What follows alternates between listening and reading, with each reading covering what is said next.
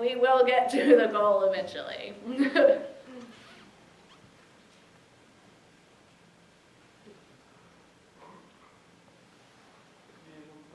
No, don't worry. Don't worry. So I had this question before, but it kind of ties into your point about games are art. So as the medium of games matures, what are some things you think that would help, or things we can do as game developers to help games approach subjects like inequality, race, social, political issues, things like that? What can we do? Yeah.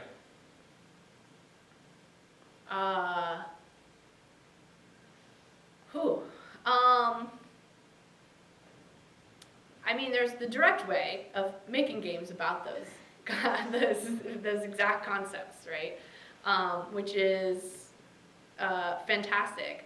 And then there's, I think, another way, which is thinking about what are the goals, what's kind of the impact you want to have, or the goals you want to achieve. Like, is it a experience in which people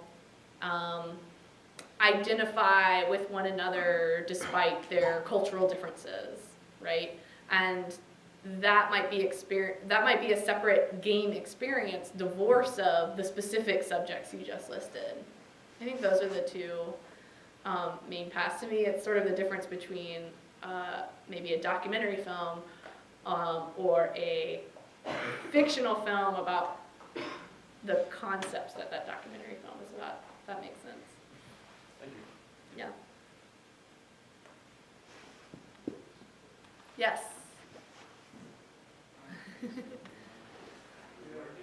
Testing. 1, 2, 3. All right. You have to have it right. I'll try not to break it. Yeah, hold it exactly. So, huge fan of your work, by the way. Thank but you. my question is, So we've seen a lot of review sites recently dropping ratings and scores. And my question was, as an indie developer in the past, how has sites like Metacritic influenced your game?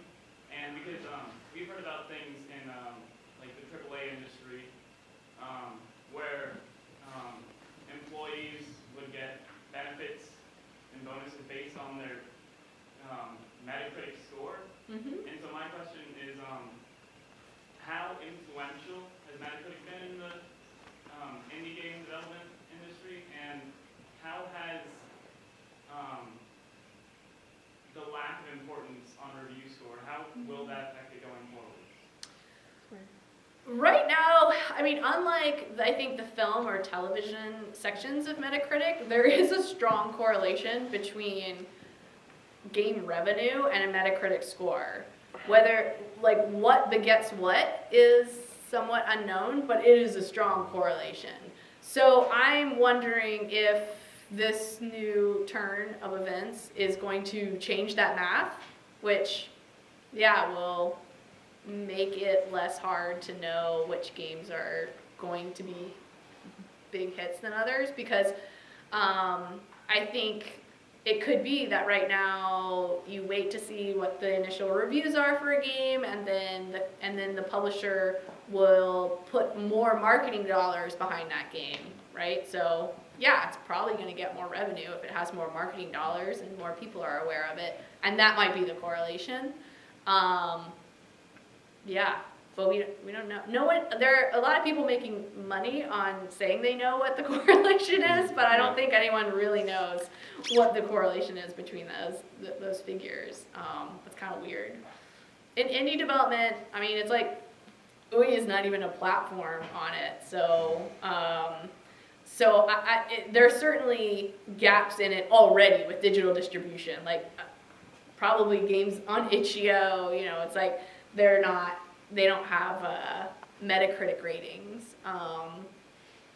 So it hopefully will just go away. That would be nice, but I don't know. I always find it weird to rank Yeah. works. Just, numbers. Yeah. Nobody reads the review, they always look at the number first and then they'll start reading a review oftentimes, so.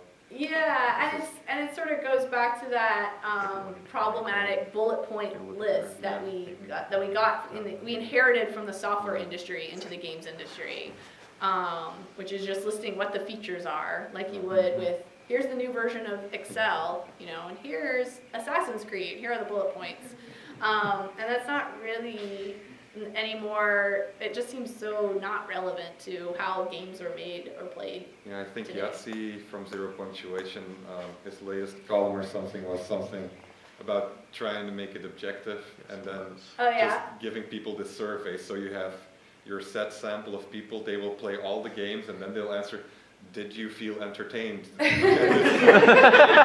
a scale from 1 to 7. And we do that for a bunch of questions and then every game gets rated on exactly the same questions and that's how we'll do Metacritic. So yeah. Don't think he was very sincere about that. I like it.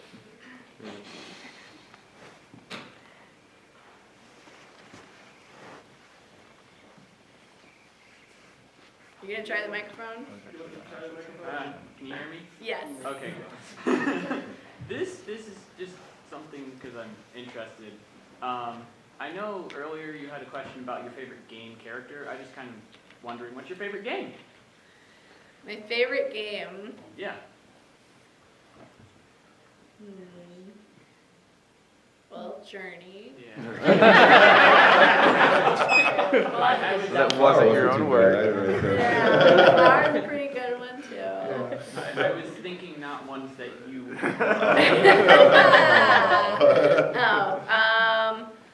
Gosh, I would have to say,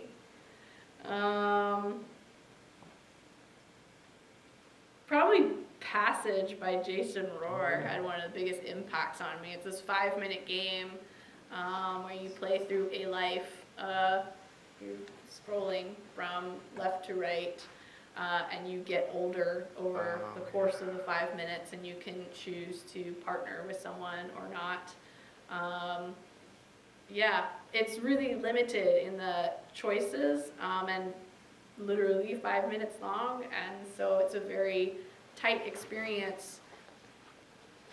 But through that, the vocabulary of the game really is highlighted. And it was one of the first games I played that was so brief and yet had me thinking about it and talking about it for a really long time, which certainly shaped my own thoughts about creating short games, which is sort of the business I was in.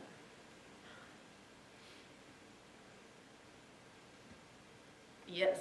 Alrighty, so you talk a lot about kind of getting artistic inspiration from things, but I'm more curious, what exactly do you, if you kind of feel like you're on an artistic drive, what do you do to get some ideas flowing or something like that? Do you go play through a game that kind of has a similar feel? Do you listen to music that are similar things?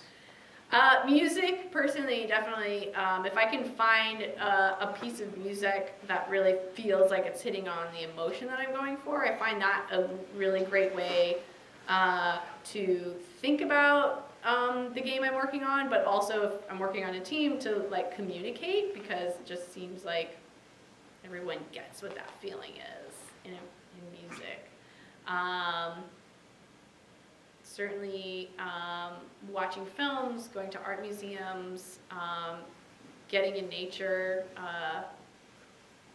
doing things that relate to the project. I mean, for Journey, we went to the Pismo Beach Dunes in California and walked around, and it's where a lot of the ideas of how are we going to make walking through sand really interesting and what is interesting about that, and so yeah, those things. Swimming and exercise also help. Yeah, biking. That's not just the stress management that you were referring to earlier. Partially, but it definitely, helps clear my mind. I guess the endorphins probably do.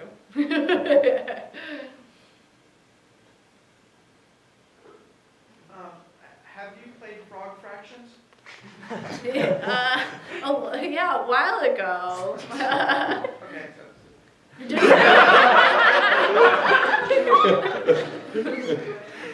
We should have more questions like that. Cameron, you had one? Yeah. So I'm curious, do you as a game developer get much fan mail? I'm asking this because I know that authors, especially science fiction fantasy, they often get a lot of fan mail, but it seems that gaming's more of like, comments, comment-based, like, I love your game, I want to go talk and stuff, but since you don't read comments, do people send you emails or personal letters or anything like that? Yeah, emails. Yeah, definitely. Well, what's the most affecting email that you've gotten about one of your games? There was a Iraq War vet who said he was experiencing really extreme depression and post-traumatic stress syndrome after he returned. And after going through that for a while, he decided to get back to playing some video games to sort of escape from that, and he found Flower, and that it helped him process that and have happiness and move past that experience. And yeah, it doesn't get any better than that. To your point, earlier that we were talking about, right? I mean, that's something like Flower wasn't designed to help people through depression, but it was designed to help people feel a sense of balance and harmony, and in that, for that person in that specific situation, it did help them get through a really bad psychological period. Kellee will also be available out in the lobby after for any other individual questions. All right. He's my ride, so I have to.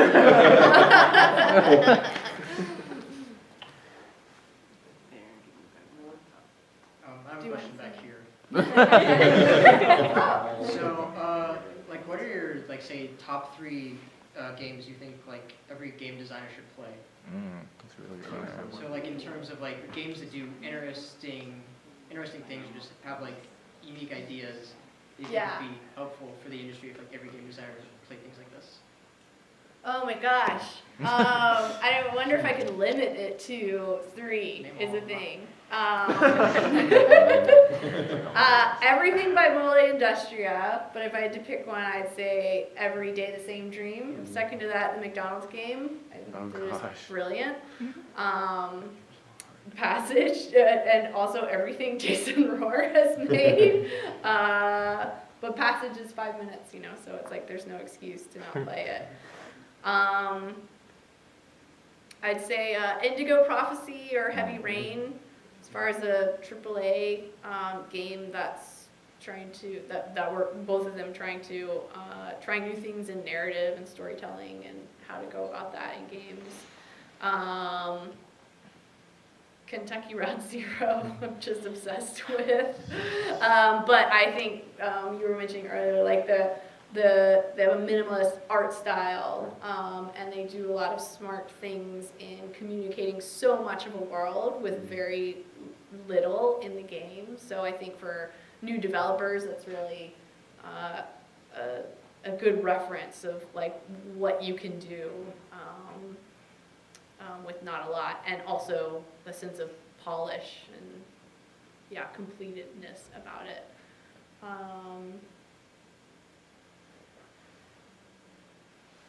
like how it relates to your own work, actually, if you think of it. I guess that's true. Like, make games like mine. Just do more of that. That would be great. I mean, minimalism and building worlds with minimal objects in there, and could be Journey or Flower just as well.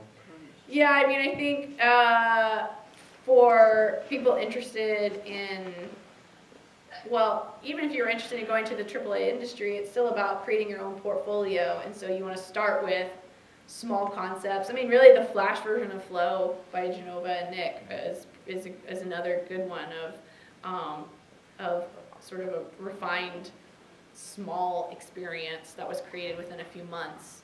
I think it's a good example of scope. Yeah. So that's good advertising to take IMS 466. That's right. Yeah, learn That's how to exactly what scope we're your trying to do there. projects. That's right. And threes, I guess, to Oh, go in a threes. different direction. Non-narrative, yeah. Oh yeah, that's an awesome game, yeah. Yeah. So addictive. Mm-hmm. Yeah. That's a good one. Thanks. Yeah. Got another question or? Yeah, let's Oh. do it. Oh, okay, just make sure. This seems self-serving, but it's not.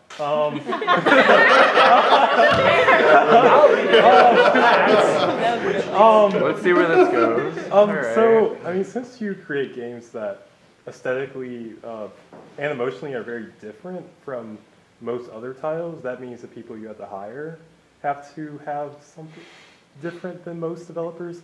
What are the qualities that you look for when you're hiring someone? 'Cause I'm assuming that you can't just pick someone from, not that I don't like EA, because I do, but you can't hire a developer from, or designer from EA because they're going to be going for a different aesthetic than you probably are going for. So. I mean, it certainly depends on the project, right? I think more and more there are developers from large studios who are interested in more independent kind of aesthetics. So their experience in scoping and production, like if you're doing an experimental but large commercial console title, like that would be critical. But for the most part, I would say it's people that are that demonstrate the ability to sort of self-task, that are independent thinkers, that push back, that show that they've had sort of, they have a critical mind, and can articulate their perspective really well in a conversation. And then usually, as part of whatever tests within whatever discipline it is, there's an element of just, are we going to be able to communicate easily with one another? That's usually at the heart of any test. It's like, could you create an environment that makes the player feel like they're in a endless world of sand, you know? It's more like, when I say that, are you hearing the thing that I'm communicating to you or not? And just because on a small team, there's not a lot of time for explanation, so there's just sort of a, rhythm to it. Like, even with Austin, it's like, create a piece of music that makes you feel like you're hopeful but kind of sad. And, you know, is he going to create the thing that, oh yeah, that is totally what I was thinking of, and I didn't even know it, or not. Cool. All right, well, I think that's going to bring us to the end of the evening. So Kellee, thank you so much. Thank you.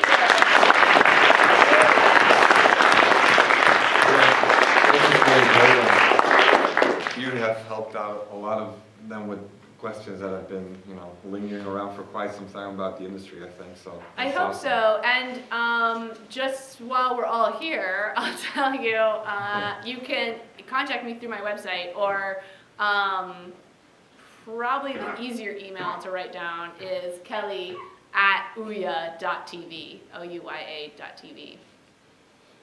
Maybe I'll follow. Great, thanks very Yeah. much. Let's do another round.